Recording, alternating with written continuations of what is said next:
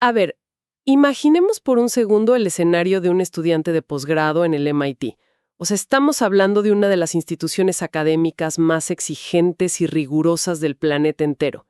Y este estudiante se enfrenta a un examen de calificación que es uno de esos momentos definitivos que básicamente pueden impulsar o destruir toda una carrera académica. Claro, es un nivel de presión altísimo. Y el obstáculo principal aquí es que el tema que le van a evaluar es un campo de estudio que, literal, nunca en su vida había tocado. Exacto, nunca. Y bueno, la sabiduría convencional para este tipo de situaciones dicta un protocolo muy claro. Es cancelar tu vida social, encerrarte durante un semestre entero en la biblioteca, sudar sobre montañas de libros de texto, consumir cantidades industriales de café y asistir a clases interminables solo para intentar absorber la materia. Sí, el clásico enfoque de fuerza bruta académica. Tal cual. Sin embargo, el caso real que estamos analizando hoy rompe absolutamente todas esas reglas. Este estudiante dedicó exactamente 48 horas intensas a prepararse, nada más. Y el resultado no fue un simple aprobado raspando la nota mínima. Terminó sosteniendo una conversación súper profunda, fluida y de nivel experto con su director de tesis, y defendió sus posturas sin ser aplastado por el interrogatorio. Es que es un escenario que desafía por completo nuestra concepción tradicional de la educación. Especialmente en ese mundo académico de tan alto nivel, hay, digamos, esta creencia súper arraigada de que el tiempo de silla... El tiempo de silla, claro. Sí, o sea, las horas literales que pasa sentado frente a un libro, se cree que eso se traduce directamente en la calidad del conocimiento que adquieres. Parecería que saltarse ese proceso largo es simplemente un atajo imposible. Esa es la primera reacción lógica que tendría cualquiera. Suena a leyenda urbana, ¿verdad? O a una exageración que alguien publicaría en un foro de Internet solo para ganar clics. Pero en nuestro análisis a fondo de hoy, vamos a explorar la documentación de este caso, que es 100% real. La misión de este espacio es desmenuzar exactamente la arquitectura de cómo este estudiante hackeó su propia curva de aprendizaje para dominar un tema sumamente complejo en lapso de un fin de semana. Y creo que lo más valioso no es ni siquiera la anécdota en sí, sino la ciencia cognitiva subyacente que nos demuestra que este no es un don mágico reservado solo para los genios del MIT. Exactamente. Es que cualquiera con la estrategia correcta podría replicar este método. Para aquellos profesionales o autodidactas que nos escuchan, que disfrutan aprendiendo cosas nuevas o necesitan asimilar conceptos constantemente, pero seamos honestos, no tienen un semestre entero para dedicarle a cada tema, esto es oro. Es el sistema ideal para evitar esa parálisis por sobrecarga de información. Bien, vamos a desempacar esto. ¿Cómo se logra comprimir el trabajo de un semestre entero en apenas 2 días usando NotebookLM, que es esta herramienta gratuita de inteligencia artificial de Google? Bueno, el punto de partida crucial para entender todo este fenómeno es quitar el reflector de la herramienta en sí misma. El error analítico más común frente a este tipo de historias es pensar, claro, la inteligencia artificial hizo todo el trabajo por él. Claro, que le dio a un botón y ya. La realidad es diametralmente opuesta. El salto cualitativo no estuvo en el software, sino en la metodología de interacción. Este estudiante transformó la tecnología de ser una simple muleta a ser una verdadera máquina de fricción intelectual. Me gusta ese término, máquina de fricción. Es que pasó de un paradigma de consumo pasivo de información, que es básicamente leer, subrayar con un marcador amarillo y esperar que algo se te quede pegado en la memoria. El método tradicional de toda la vida. Sí, pasó de eso a un modelo de interrogación agresiva y muy activa. Usó la herramienta no para delegar su pensamiento, sino para obligar a su propio cerebro a procesar la información con una profundidad y una velocidad inusuales. Esa distinción definitivamente cambia las reglas del juego. Pero a ver, antes de llegar a la parte donde el estudiante empieza a hacer preguntas súper estratégicas, me surge una duda sobre la preparación del terreno. Porque cualquiera que haya usado un modelo de lenguaje estándar sabe que si le pides que te explique un tema complejo de la nada, te va a devolver un resumen genérico, súper superficial y a veces lleno de alucinaciones o datos inventados. Sí, totalmente inventados, en muchos casos. Y eso definitivamente no sirve para pasar un examen de calificación en el MIT. Entonces, si la herramienta no tenía el contexto adecuado inicialmente, ¿cómo evitó que le diera respuestas mediocres? Ese es exactamente el talón de Aquiles de la inteligencia artificial general. Y el estudiante lo sabía perfectamente. La estrategia documentada revela que él no entró simplemente a hacer preguntas en el vacío. Primero, construyó lo que podríamos llamar un ecosistema cerrado de conocimiento. Notebook LM tiene una característica muy particular, y es que te permite cargar un volumen inmenso de documentos y restringir las respuestas de la IA única y exclusivamente a ese material. O sea, le pones límites a lo que sabe. Exactamente. El estudiante alimentó al sistema con 6 libros de texto completos, 15 artículos de investigación científica que definían, digamos, el estado del arte del tema, y todas las transcripciones, palabra por palabra, de las clases de esa asignatura. Creó una bóveda hermética de información. ¡Wow! Y a partir de ese momento, cada respuesta de la máquina venía con una cita exacta indicando de qué párrafo, de qué libro, de qué minuto exacto de la clase había extraído la información. O sea que no era una búsqueda aleatoria en Internet. Es como si pudieras descargar un programa de entrenamiento directamente en la Matrix, pero en lugar de enchufártelo directo al cerebro, se lo enchufas a la inteligencia artificial para que lo organice todo. Es una excelente analogía. Literalmente sentó a todos los autores relevantes en una sala y los puso a su disposición. Pero, a ver, aquí tengo que ser un poco escéptica y hacer de abogada del diablo. Poniéndome en el lugar de cualquier persona en nuestra audiencia que intente aplicar esto el próximo fin de semana. Reunir 6 libros canónicos, identificar los 15 artículos científicos más relevantes de un campo que desconoces por completo y además conseguir las transcripciones. O sea, simplemente hacer esa curaduría de contenido te puede tomar semanas de investigación previa. ¿Cómo encaja eso en la promesa de las 48 horas? Es un escepticismo completamente justificado, porque la selección del material suele ser la parte más abrumadora de cualquier proyecto. Pero lo que la documentación de este caso detalla es un enfoque implacable en priorizar la calidad fundacional sobre la exploración exhaustiva. Cuando entras a un campo nuevo, la verdad es que no necesitas leer los 100.000 artículos que existen. Claro, sería imposible. Lo fascinante aquí es que el estudiante identificó súper rápido los textos canónicos. Toda disciplina, sin importar cuál sea, tiene 3 o 4 libros que son como la Biblia de ese campo, y un puñado de artículos que realmente cambiaron el paradigma. Una vez que reúnes esos pilares, que en realidad es un proceso de búsqueda relativamente corto si sabes preguntar a expertos, o si simplemente revisas el plan de estudios, los subes a la plataforma. Y ahí es donde ocurre la magia inicial. El trabajo sucio, digamos. Exacto. El trabajo preliminar de leer miles de páginas exploratorias, de conectar qué autor dijo qué cosa allá por la página 500, eso lo hace la máquina en segundos. Se convierte básicamente en un tutor de élite privado que tiene todo ese corpus académico en su memoria RAM, perfectamente indexado y listo para ser explotado. O sea que ese tutor virtual absorbe todo el peso de la lectura masiva inicial y prepara el escenario. Bien, ahora imaginemos que la mayoría de nosotros ya logramos hacer eso y subimos todos esos PDFs. El instinto natural, porque estamos condicionados por años y años de escuela tradicional, sería escribir en el chat algo como, por favor, hazme un resumen de estos libros o dame los puntos clave para el examen. Y ese sería el peor error. Exacto, porque pedir un resumen es la definición misma de consumo pasivo. Y aquí es donde la historia da un giro total. El estudiante ignoró por completo los resúmenes aburridos y estructuró su aprendizaje a través de 3 rondas de preguntas muy específicas. Aquí es donde la cosa se pone realmente interesante. La primera instrucción, o la primera pregunta mágica que le dio a este sistema fue: ¿cuáles son los 5 modelos mentales fundamentales que comparte todo experto en este campo? Sí, y esa formulación no es ninguna casualidad. Es ingeniería inversa del conocimiento puro y duro. Al exigir los modelos mentales fundamentales, el estudiante está buscando los primeros principios. Para entender por qué esto es tan potente, pensemos en cómo se estructura el aprendizaje de un novato versus el de un experto. A ver. Un novato intenta memorizar cientos de hechos aislados, fechas, fórmulas, definiciones, pero sin ningún hilo conductor. Es como intentar sostener 100 canicas sueltas en las manos. Se te van a caer todas. Tarde o temprano. Un experto, en cambio, tiene una caja con compartimentos lógicos. Entiende los principios que rigen todo el sistema. Si estuviéramos hablando de economía, por dar un ejemplo, él no le pidió a la IA que le resumiera la historia del dinero. Le pidió que le explicara los lentes a través de los cuales un economista ve el mundo.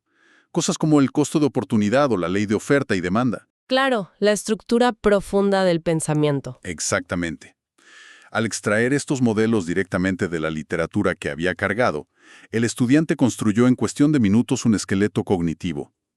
Algo que a un alumno tradicional en un salón de clases le tomaría meses empezar a deducir por sí mismo. Es una gran analogía.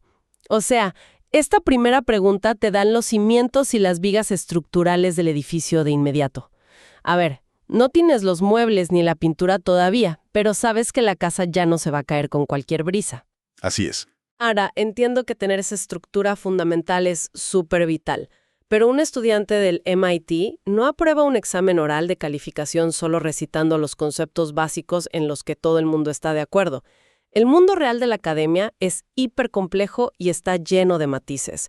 Entonces, ¿cómo logró saltar de esa base teórica inicial a realmente entender las discusiones reales y avanzadas sin haber estado en los debates de clase durante todo el semestre? Y ahí es donde entra la segunda parte de la estrategia que metodológicamente me parece brillante.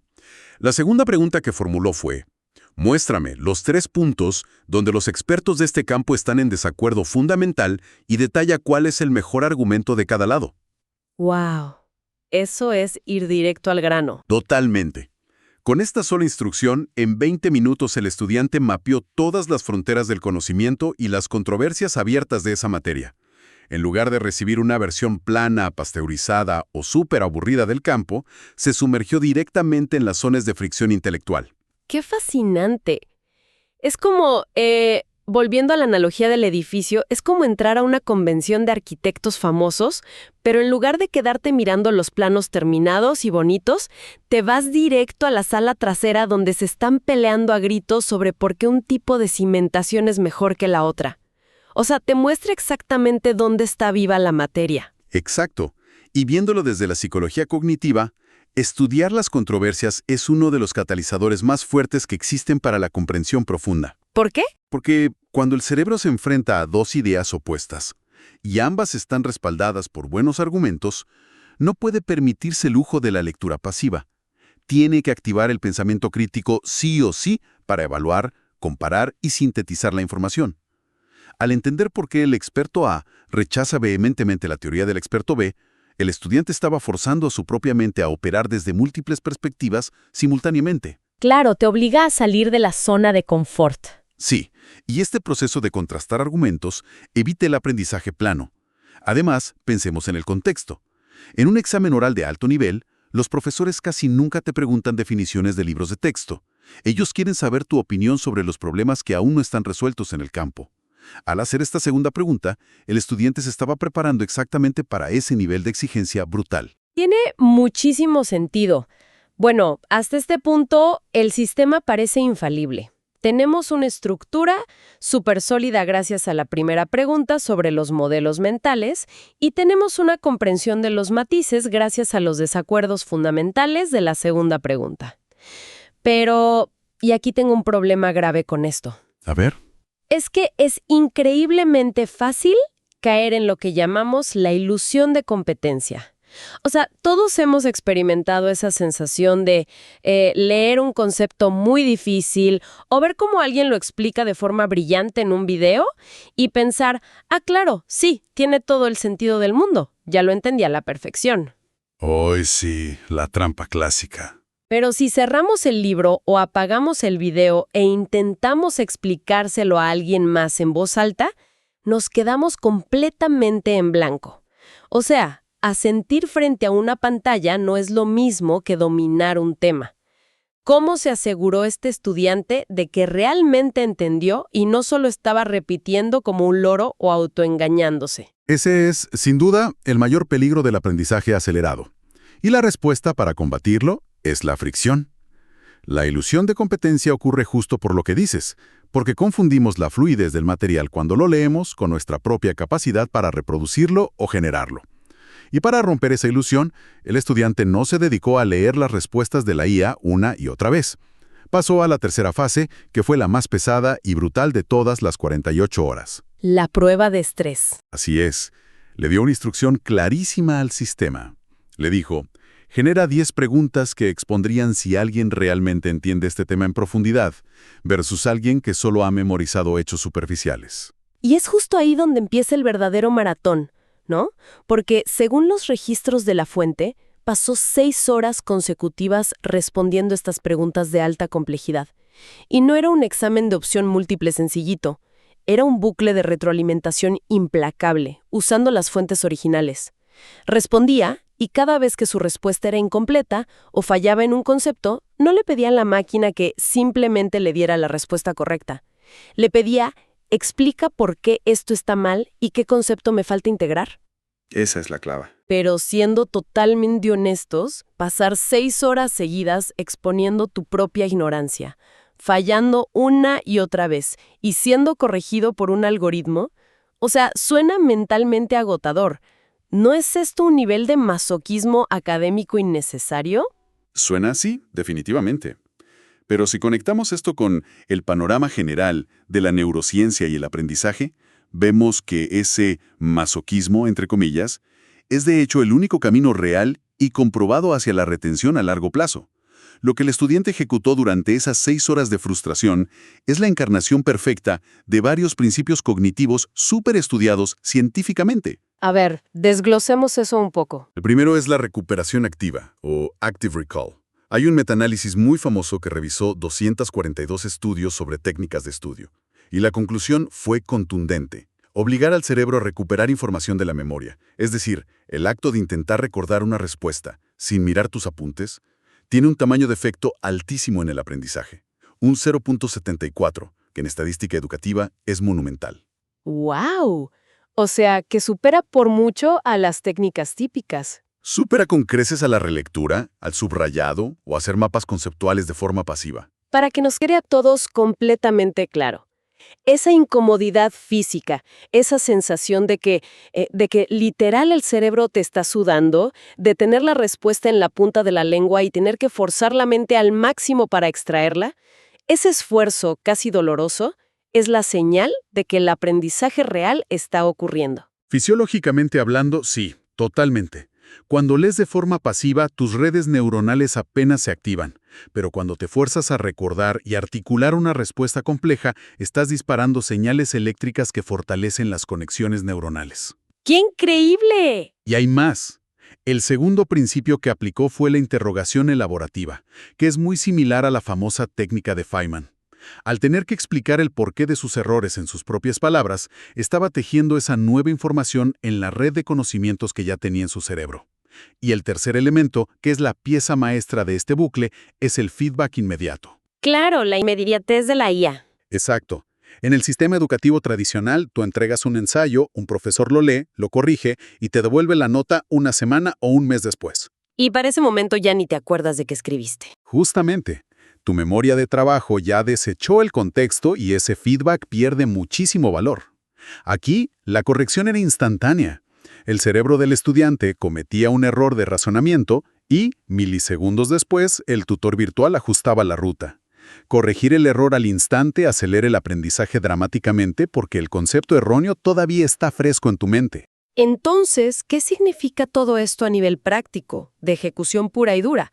Porque, a ver, ya establecimos que la teoría es impecable y la ciencia avala esto, pero llevar a un cerebro humano al límite absoluto durante 48 horas no se logra solo con fuerza de voluntad.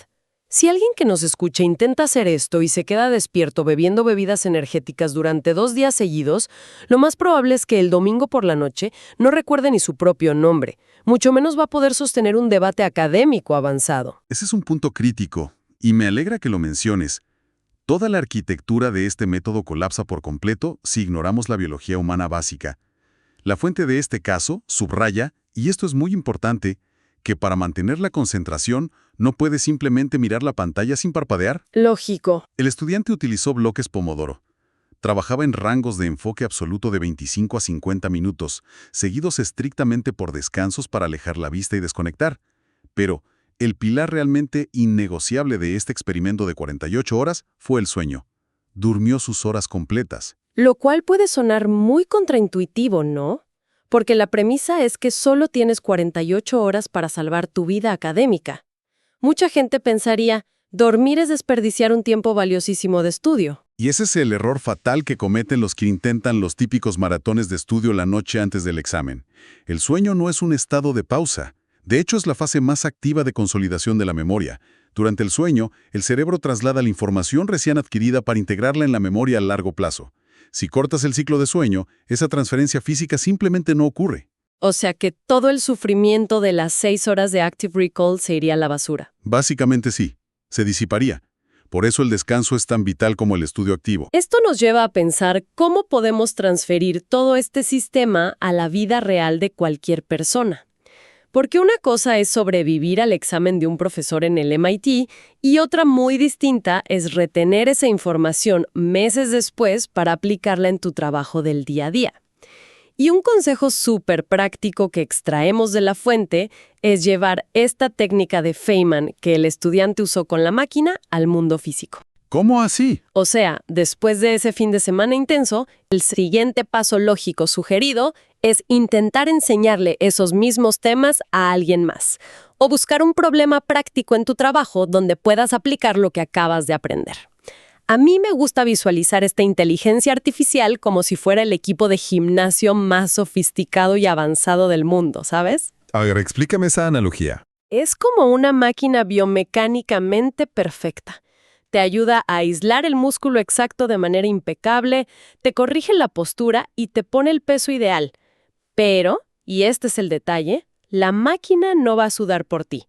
Por muy avanzada que sea la tecnología, el músculo, o sea, tu cerebro, sigue siendo el que tiene que levantar las pesas. El esfuerzo cognitivo no se puede delegar. Esa metáfora captura la esencia perfecta de todo el proceso. El esfuerzo no desaparece con la IA, simplemente se reorienta. Pasas de una memorización mecánica a la resolución de problemas complejos. Y esto plantea una pregunta importante, un factor ético que es un gran debate en las universidades hoy en día. El tema de hacer trampa. Exacto. Alguien podría escuchar toda esta historia y pensar, ¿acaso esto no es injusto? ¿Usar un software para que se lea los libros que tú debiste haber leído a lo largo de 6 meses? Es la primera piedra que arrojan los más puristas del sistema tradicional. Dicen que usar IA te atrofia el cerebro. Y tendrían toda la razón si la tecnología se usara de forma incorrecta. Si el estudiante hubiera usado Notebook LM para que le redactara el ensayo final, o para copiar y pegar respuestas sin entenderlas, eso es un fraude académico, punto. Pero la fuente reflexiona sobre una línea divisoria muy clara. Usar la herramienta como un tutor incansable para realmente comprender es súper poderoso. Claro, el objetivo es entender, no evadir el trabajo. Exactamente. Instituciones como el MIT lo que más valoran es el pensamiento crítico frente a lo desconocido. Y este método, paradójicamente, desarrollas agilidad mental muchísimo más que sentarte callado en la parte de atrás de un salón durante un semestre recibiendo educación pasiva. Acumular horas interminables de lectura pasiva. Hoy en día, el verdadero poder reside exclusivamente en la calidad de las preguntas que somos capaces de hacer. Este marco de 3 pasos: primero, extraer los modelos mentales; segundo, mapear los desacuerdos entre expertos; y tercero, la prueba de estrés extrema, es literal un salvavidas. Es ideal para profesionales súper ocupados, para autodidactas o para cualquier persona interesada en comprender el mundo rápidamente sin sentirse abrumada por tanta información. Totalmente de acuerdo. Y para cerrar nuestro análisis de hoy, creo que hay un pensamiento bastante provocativo que podemos dejar sobre la mesa para quienes nos escuchan. A ver, Si lo pensamos bien, en esta nueva era de la inteligencia artificial, el conocimiento absoluto, o al menos la respuesta correcta a casi cualquier cosa, ya es algo instantáneo y gratuito. La información dejó de ser un recurso escaso. es verdad, está al alcance de un clic. Entonces, la verdadera brecha intelectual y profesional en el futuro cercano ya no va a ser entre quienes tienen la información y quienes no la tienen. Esa barrera ya no existe. La nueva división será entre quienes saben cómo interrogar a la máquina de forma profunda y quienes solo se sientan a esperar respuestas fáciles y resumidas. Sabiendo esto, si tuvieran un fin de semana libre por delante, ¿cuál sería ese tema intimidante que elegirían conquistar usando este sistema de 48 horas? Esa es la pregunta perfecta para dejar resonando. La maestría ya no se trata de cuánto material logras acumular, sino de tu disposición para entrar en esa fricción temporal, equivocarte repetidamente y salir con una mente transformada. Les agradecemos muchísimo habernos acompañado en esta inmersión profunda. Mantengan siempre viva esa curiosidad.